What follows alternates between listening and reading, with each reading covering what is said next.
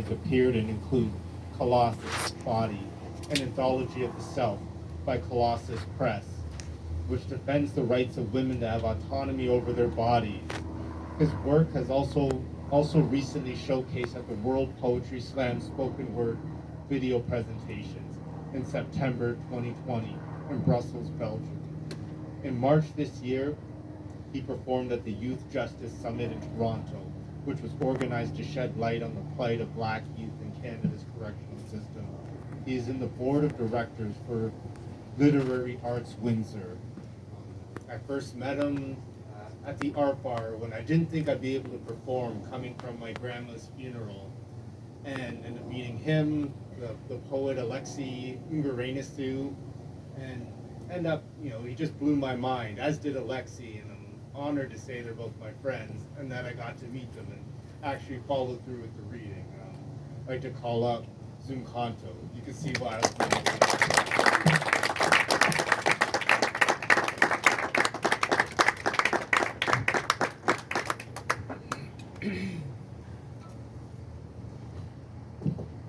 Thank you, everyone.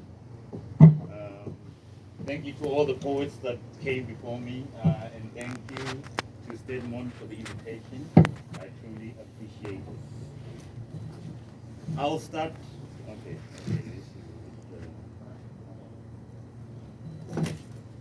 All right, there we go.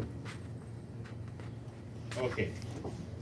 I'll start off my set by honoring my forefathers.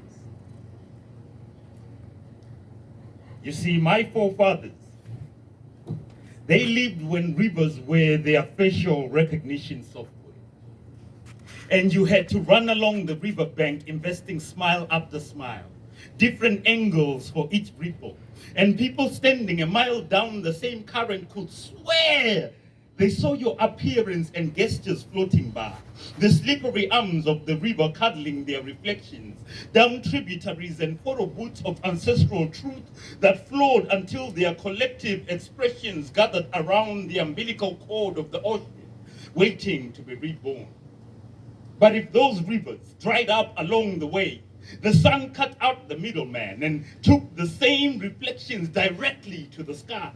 And with the evaporation, their facial features recollected into pixels of cloud, droplets of images becoming a feast of mist that redistributed itself across the sky as puddles that struggled to mirror each inch of emotion until they caved in and became picturesque droplets of rain. Each lightning strike a shutter button, each lending, reordering their faces in the sand. So when you see shapes and shadows in the clouds, remember, rivers are vigilant photographers, squinting their eyes through sudden dips in the tide, kneeling along riverbanks to repeat the process, such that every time it rains, I am drenched in their praise poems, black and proud. So give me an avalanche of those raindrops. Let them cascade down ski slopes of my own rugged edges, taking screenshots of the naked valleys and forgotten imperfections that I have kept hidden. Let the torrential downpour of their wrinkles leave squiggles on the camera lens of all those peeking into the street to catch a glimpse of my ancestral code. Those trying to download my totems via modems, and let them know that my photographic memory is one with the river, where the first picture-perfect caption of my forefathers was screenshot by a virgin wave, crashing against the shores of their eyelashes and cascading down their cheeks as tears of redemption. My forefathers lived when mirrors were water bodies, upon which their reflection was never thirsty to be seen. But if you cupped your hands and took a drink from the river, your tongue saved their memory upon its surface, and you never did thirst for a single drop ever again. Thank you.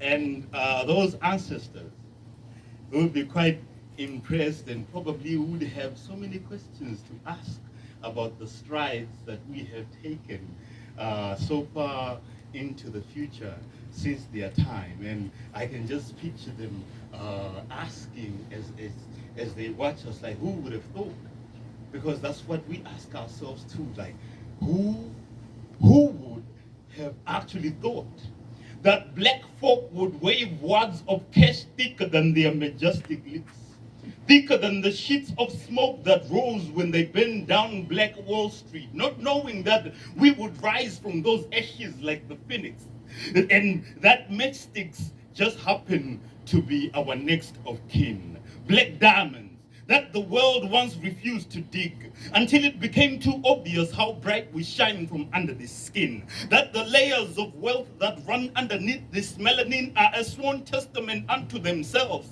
That the veins that connect to the power grid in our ancestral names mean that we are not just dark-skinned, but see through the dark. And with these proud, thick lips as the light switch, we spoke loud and bright as lightning, rewriting the future in the same handwriting as Mansa Musa. Who would have thought that from a laughing stock to owning stock, black folk would turn the auction block on his head, choosing instead to bid on each other's genius, with each and every one of us as the highest bidder. Who would have thought it possible that we would melt down the chains that bind us into coins for a currency our very own, and that every piece of wood in the slave ships that confined us would become the bookshelves for a history that knows no revision, with a description of every single mineral they stole, because who needs 40 acres when we are several planets of land short? What does one do with a single mule when there are countless heads of beasts that were driven over the cliff? Who needs to be painted with the same brush when we are such an explosion of color which needs several forests of trees to account for the brush strokes? We are the new canvas painted with shades of ebony and natural gold. We are the marble streets of resilience that pour out of the avenues of an infinitely rich legacy. We are the bustling rhythm of a rekindled dream upon which Black Wall Street rises at last, not as a mere echo of the past, but as a symphony of redemption conducted by the hands that once counted their losses in tears, not as a metaphor of our reputation, but a reclamation of wealth beyond currency to that of identity, dignity, and the unyielding belief that despite the shadows of the past, we still cast bold silhouettes upon the pages of the present time. Thank you.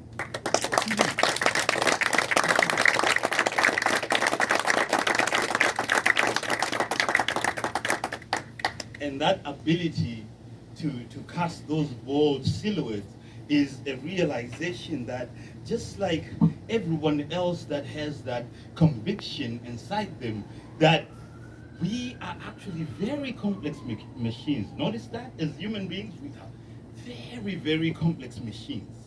So remember that yourself. Remember, anytime that you break down, that you are a complex machine.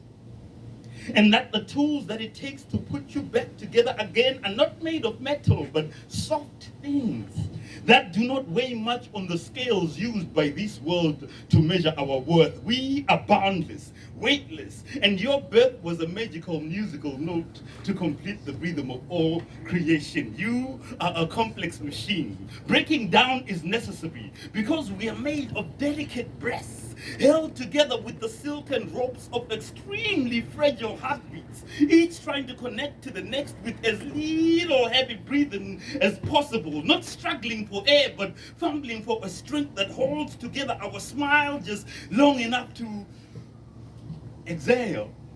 Because we have a lifelong contract with trees.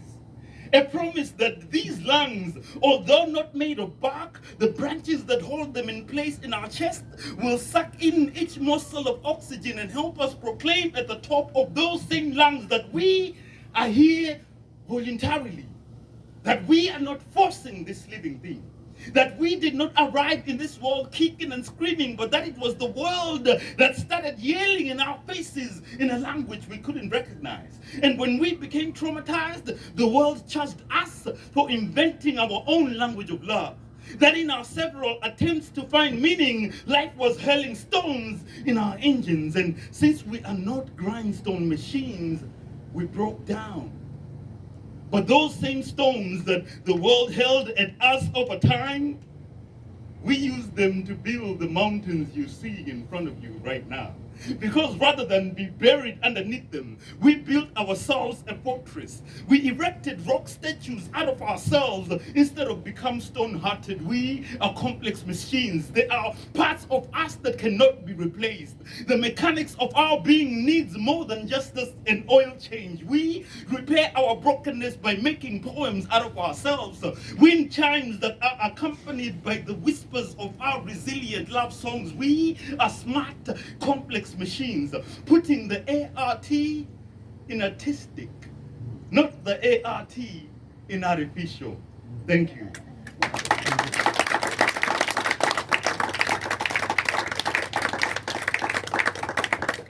And I have a son who just turned 15 years old, and I would love that whole idea of complex machine resonate with him particularly. And I'm always aware of his vulnerability in a world that sometimes sees black boys in a negative light. So this I wrote for my son and all the black boys. Kuwe ndodana yami, my son, I wish you mountains that stoop down and crumble the tufts of hair on their crown, to create beach sand for shores that this world will not stumble into and dare to pollute, where the music of ancient flutes is trapped in shells that populate its blanket of pebbles and stones, which when thrown against the surface of the ocean, with each bouncing motion whistles back the secrets of the snails that died inside them, carrying hell on their backs and heaven inside their hearts. Those said to have slowed down deliberately and sacrificed themselves so their shells can become refuge for the songs whose melodies are now known for guiding the bruised hips of lost slave ships back home. My son, I wish you to speak bright words the way light was named, with sound in attendance, and that I live long enough for the chance to tell you the story of how light and sound learned to dance for the first time, trapping the universe in 1 trillion light years of rhythm. My son, I wish that as you whisper your own name, you believed it, that each letter inside it is a feather inside the largest wing ever to host the wind, and that when you fly, you are not distracted fighting that wind, but just enjoying the aerial view. I want to take all the insults of this world on your behalf, so that you find half of the world's untruths about black boys already shelved in a bunker somewhere. I would have walked back and forth through time to collect each falsehood and hold it captive in the underworld, not to burn a single one, but to remind you that another generation would soon need you to collect the other half. Make sure the collection is complete, then have a bonfire party and invite the neighbors, all singing together, screaming, "Screw a racist." My son, I wish your teenage eyes will take long walks inside the hallways of histories begging to be written, and that those that died gritting their teeth while holding onto olive branches can see you plant seeds and be proud.